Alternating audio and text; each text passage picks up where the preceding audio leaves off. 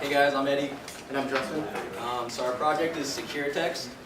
That's what we called it. So Secure Text is pretty much a box that you keep in, your room, your safe, drawer, closet, somewhere where you don't want people messing with your stuff, pretty much. And so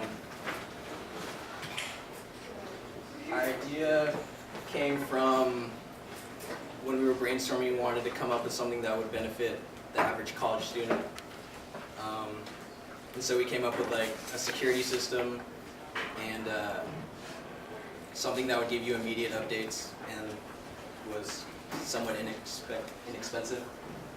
And so to implement this, we needed Arduino, obviously, a Wi-Fi breakout so that Arduino can send out text, a motion sensor to detect if someone was messing with your stuff. And then we have status updates for our system, so which are LEDs. So red detects motion, blue is notification sent, and white is system enabled. And then we needed a wall plug because the USB to our Arduino didn't power, or didn't supply enough power because it needs 9 volts and Yeah, it was the Wi-Fi shield system. yeah. And then this is pretty much our system architecture. So a motion sensor, when it triggers, I'll be talking about that more. yeah, triggers sends some info to the Arduino, and then the Wi-Fi shield enables the Arduino to send some data via Wi-Fi. And then, so this is our Wi-Fi shield. Required some soldering, and it uses 5 volts to run, and it uses SPI instead of the UART, which is pretty important because it's faster. Yeah, so it has all the master out, slave in, master and slave out, clock, and chip select pins, which we used earlier in the quarter. And that's our antenna that connects to it. It's pretty much an SMA cable and an antenna 2.4 gigahertz. So yeah, the motion sensor that we use is a PIR, which is pyroelectric infrared sensor. And pyroelectric is pretty much defines a device that can generate a voltage based on heating or cooling. So when we use the pyroelectric infrared sensor, it generates a voltage based on the sensing of infrared. And so the one that we used is connected to the side of our board, and it's kind of a half sphere. And so it picks up motion from 110 degrees. And so how it works is that there's 2 slots, one on either side, so each hemisphere has a slot, and they're both sensitive to IR. So when it's idle, so when there's not detecting motion, it's sensing the same level of IR. And then when a body passes by, either like this way or that way, the motion's coming from one side or the other first, so that it intercepts on one half of the sensor and it causes a positive differential change. And then when it leaves, it causes the reverse thing, so it causes a negative differential change. And then basically it works by measuring the change in these pulses, and then when it detects the motion, it pulls the pin high to VDD, which in our case is 5 volts.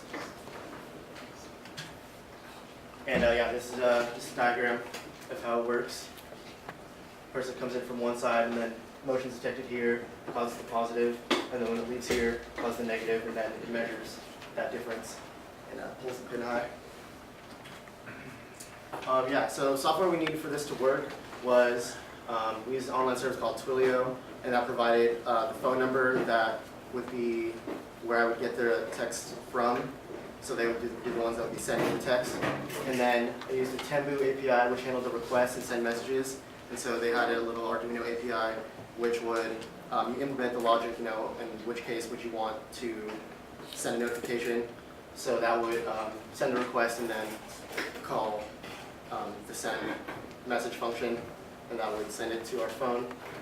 And yeah, so it added some delays because in the PIR sensor, the default setting right now is that it is, after it's triggered, it stays high for about 4 seconds before it goes back to low.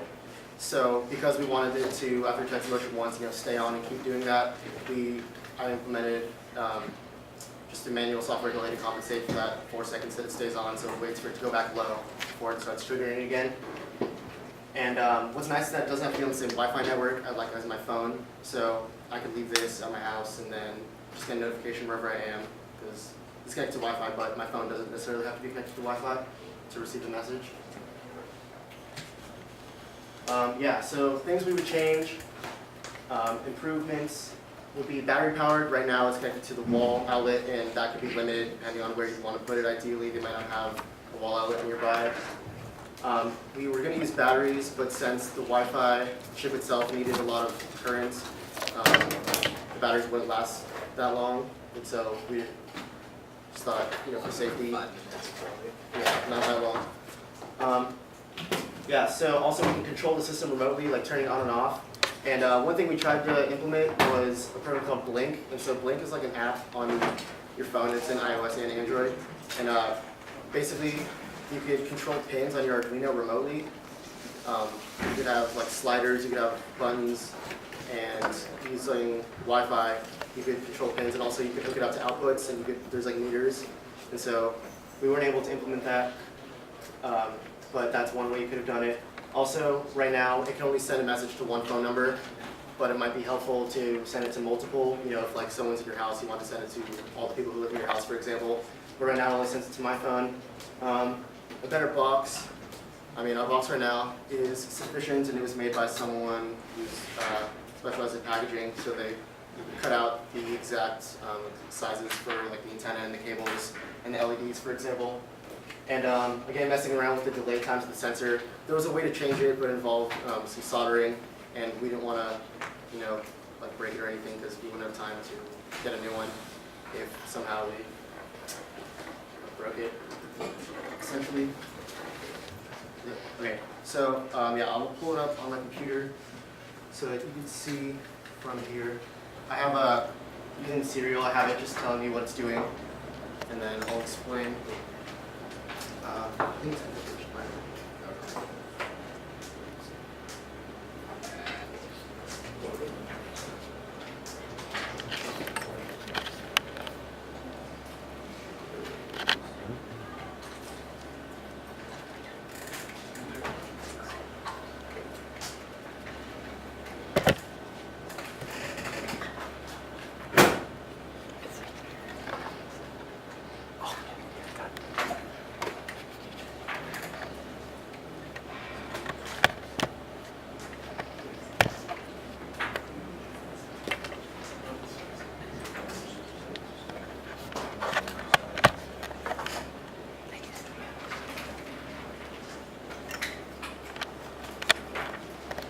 So, I don't know if you can see that because that's in the way, but it says initiating Wi-Fi connection sequence, and it's connecting to the Wi-Fi network that I have in my phone in and out right now.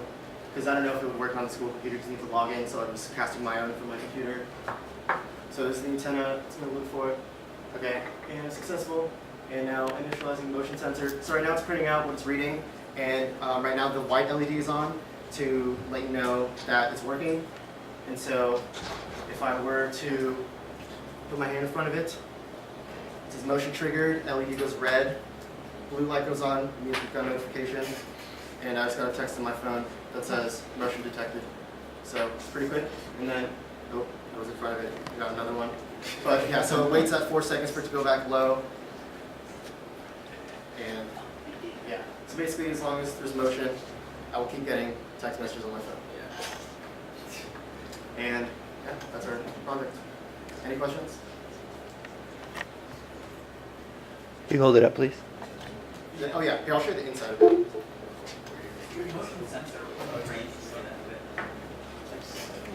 There's a question at the back. What kind of range, like distance? It's like 7 meters. About 7 meters, yeah. It's pretty sensitive. And so this is the inside of our box.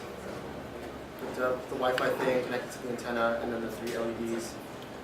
Yeah, it's like, and yeah, that's our project. Oh, yeah. What's like the scope of the range of the, I guess, Like how wide? yeah. About 110 degrees. Yeah, so it's pretty wide. That's why I was detecting motion all the way over there.